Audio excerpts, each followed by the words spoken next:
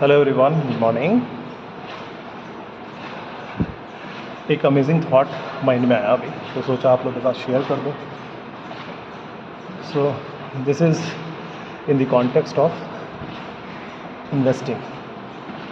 देखो, अब आप बोलोगे मेरे को इन्वेस्टिंग का नॉलेज नहीं चाहिए, राइट? मैं बोलता हूँ कि इन्वेस्ट तो आपको करना ही होगा। अब बोलोगे कैसे? Investing you cannot avoid, you will have to invest. Now there are two approaches to it. Either you invest at the right age so that whatever money you are investing, that can give you the freedom. You can retire. When I say retire, not from the work, you purchase your time. So आज के time में सबसे ज़्यादा scarcity है किसी के पास, तो वो वक्त का है। आप किसी से मिलना चाहो, सामने वाले के पास वक्त नहीं है। जब वो आपसे मिलना चाहे तो आपके पास वक्त नहीं है।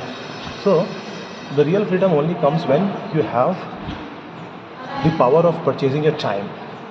That comes at the investing, like when you invest rightly in the right commodity or the equity or the right instrument, it compounds over a period of time and then that gives you that freedom.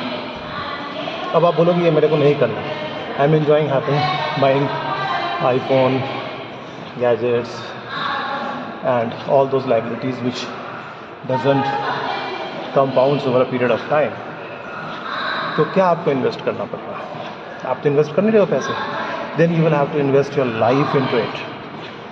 And life जब आप invest करोगे तो फिर आपकी चीज़ें compound होंगी। कैसे? क्या क्या कंपाउंड होंगी? Electricity bill, EMIs, school fees, all those will start going by your hard earned money. So आप डिसाइड कर लो कि आपको पैसा कंपाउंड करना है या आपको बिल्स कंपाउंड करना है। लाइफ इन्वेस्ट करोगे तो बिल्स कंपाउंड होंगे, पैसा इन्वेस्ट करोगे तो पैसा कंपाउंड होगा। बस इतनी छोटी सी बात है। So hope you like this content. Just let me know in comments. Thank you so much for watching. Have a good day, guys.